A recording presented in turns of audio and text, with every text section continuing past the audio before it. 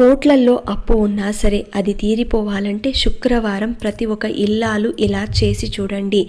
పరిపూర్ణమైన ఆనందం, ఐశ్వర్యం, సంపద మీకు దక్కుతాయి. ఇంటిని చక్కగా పరిశుభ్రంగా పెట్టుకోవాలి. లక్ష్మీదేవి సంతోషిస్తుంది. పూజ గదిని ఎప్పటికప్పుడు శుభ్రం చేసుకుంటూ ఉండాలి. పరిమళం వెదజల్లేటువంటి పూలతో పూజ చేసుకోవాలి. మనసుకి హాయిగా ఉంటుంది. కొబ్బరికాయ తప్పనిసరిగా పెట్టుకోవాలి. కొబ్బరికాయని శ్రీఫలం అంటారు. అంటే లక్ష్మీ ఫలం, అత్యంత స్వచ్ఛమైనది కాబట్టి దీన్ని ఇంట్లో ఉంచుకుంటే లక్ష్మీదేవిని ఆహ్వానించినట్టు అవుతుంది.